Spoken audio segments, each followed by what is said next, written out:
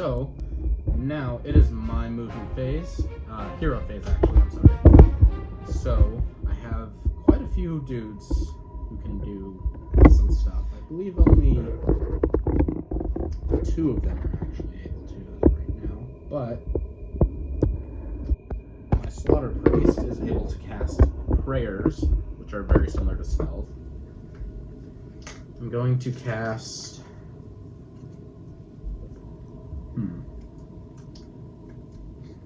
I'm going to cast a Blood Boil. Ooh, that one hurts. And is there... Yes. So, I have only 1 unit that I can really hit. So, when you are measuring, you want to make sure that the measuring tape gets within ½ inch of the model. So, Braden, could you show that again? Just try and get a little bit of a different view.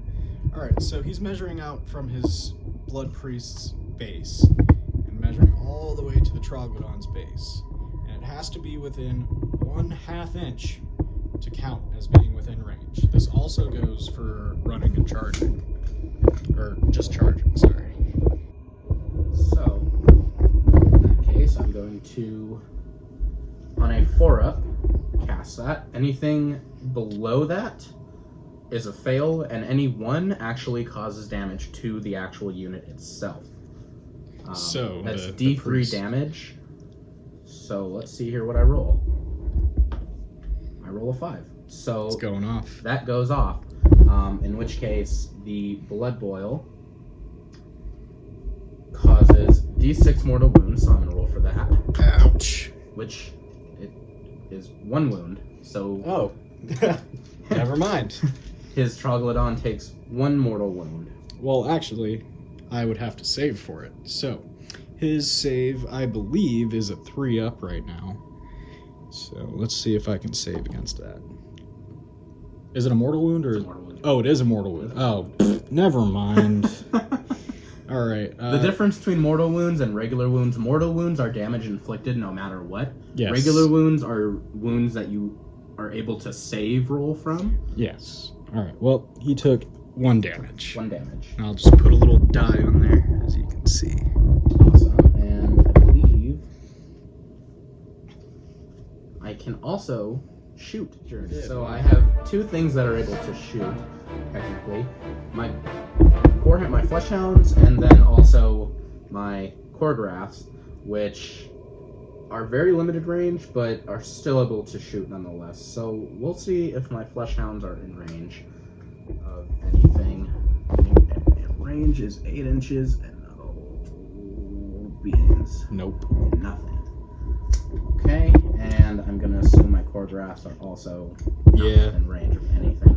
Isn't they're shooting like 6 inches? Yeah, they're not even close to anything. Thus ends my hero phase and onto my movement phase. And you're shooting. Wow. Braden has decided that he wants to charge his Flesh Hounds. There is a pretty big difference between charging and moving. So when a unit charges, they cannot use their movement characteristic. They can only use the 2 die that he is rolling. So let's see if he can charge them. That was a fail. Oh no! Alright, well, we'll come back when the movement phase is over. Also, I have placed my chameleon skinks after my movement phase. Here we are, after Braden's movement phase. All of his stuff is moved up except for the Flesh Hounds, which failed their charge. And again, none of our stuff is in combat, so we're actually going to have to skip ahead to the second battle round. So the way that is determined is we're going to roll off again. Now, since I went first last time, that means you get a +1 to your roll this time. Alright, I got 2, you got 5, so that means you got 6. Cool. Who's going first? I shall go first. Alright, we will return. It is now Braden's magic phase, second magic phase actually. So he is going to take his priest and attempt to cast Blood Boil once again. Yes. So hoping for 4-up. That's a 1. That is a 1. So I take D3 mortal wounds. Ouch. Now this is actually That's pretty... a 5, so that would be a... 3 mortal wounds. Wow, this is pretty good for me. That dude right back there with a big axe, he's going down. Alright, so this guy is down to 3 wounds now. Ouch. Alright, well, in that case, I still have my shooting that I'm able to do. Flesh hounds. Try. Damage. Beans. Okay. Anything within 6 inches that my Khorne can get? I believe my old blood is within 6 inches. Old blood is in fact within 6 inches. So I'm going to attempt to hit with the Bone tentacles. bone tentacles, I hate those things. which are 3 attacks. So I need to make 6 rolls. 3 attacks per guy, which are 3s and 4s.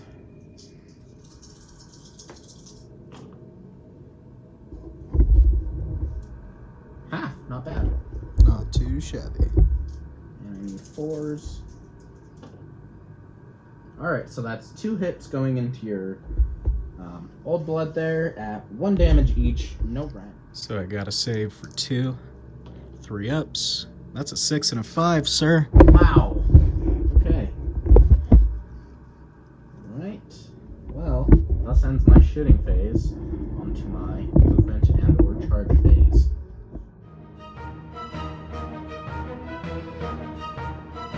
Braden is going to attempt to charge.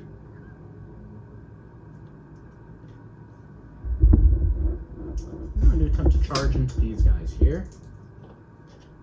6, 7, 8. Remember that thing's like an inch up. From their base. Yep, still in. Alright. Whoa. Might be too big. Yeah, I feel like maybe only one of them will be able to get in, so you might have to angle that dude. Just gotta shimmy through. Yeah.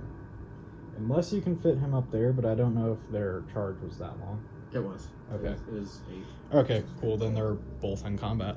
Yep. Cool. So I have these 2 dudes in combat. I'm going to attempt to. So I have these guys in combat. I'm just going to move the rest of my units, or run them in this case. Which I'm running my Aspiring Deathbringer. 6 inches. So remember, he has to stay outside of 3 unless you're going into combat. Yes. I might actually change that because I am able to charge. So I'm actually going to charge this guy. Alright. 8. 8, yeah, he's He's in. in. Huzzah. Cool. And then I have my Slaughter Priest, which is 6. 8. He is unfortunately not in. Haha. Not able to reroll any of his things. That's okay. I have my Blood Warriors, which I'm going to run. They go an extra inch, so they go 6. So those guys are moved. And I have my. Did I attempt to move these guys already? No.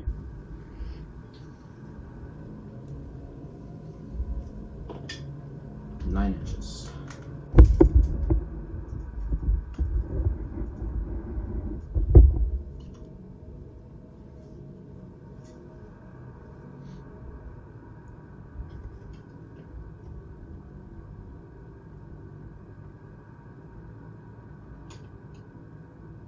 Cool. And lastly, I have my Blood Reavers, which I'm going to run them. 8.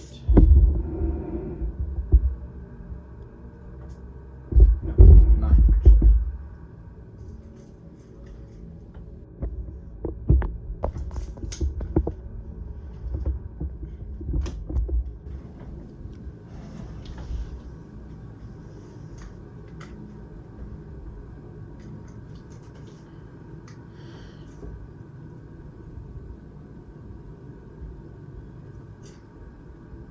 Okay, so now it is the all-elusive combat phase. We have several things in combat over here. First of all, we got these Khorne sitting in combat with a couple of my guard. And then it's a little harder to see because the Trog's kind of hiding it, but we got the aspiring Deathbringer in combat over there. So, the first move I'm going to make with my Khorne, and I guess only move, is the Claws and Fangs. So, that is 5 attacks. For a total of 10 for both of them.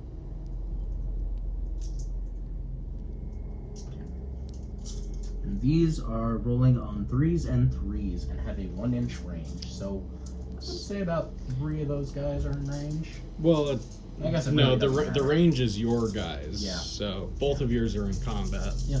Or Okay. both within range. Both within range. So 3s and 3s.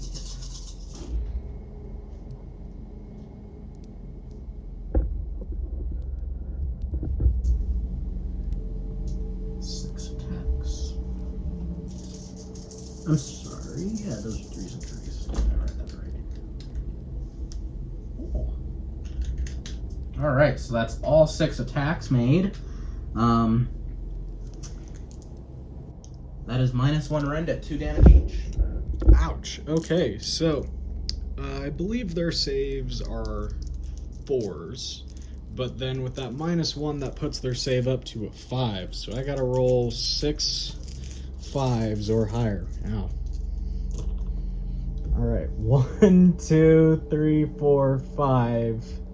So that's 5 5-ups, and then 1 single fail. 1 fail at 2 damage. So just... So 2 of your guys are down. Alright, that is 1, 2, and we're gonna keep these guys around for the battle shock phase. Yes. Alright, your next attack, sir? Yes. So I'm going to attack with my Deathbringer, who has a Gorax and a Skullhammer. So he gets to make 3 attacks with both of those weapons.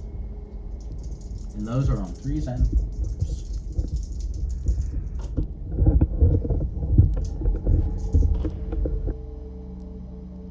So 1 attack, I believe. So he gets to make 1 attack at 1 damage, no rend, onto your guy there. Alright, no rend you said? That is a 3-up save. That's a 3, so he's good. Okay, but because I have the Gore Cleaver, I get to add 2 of the characteristics to the characteristics of... What? Oh, I have the Gore Cleaver. But I only have a Gorax and a Skullhammer. Your Gore Cleaver is your Gorax. I was supposed to add 2 there. You were supposed to add 2 attacks, so That's... just go ahead and roll 2 more. Oop. So one more attack. Alright, 1 more. Just another 3-up. Let's see if I can do that. That's a 5, so he makes it. Wow. Okay. Yeah, Troglodon he's okay. He's sitting pretty. Then I have my Skullhammer, which is 4s and 3s. And those will fail. Okay. Thus ends my combat phase. So, we're gonna take my 2 guard here that died. Their bravery is 8.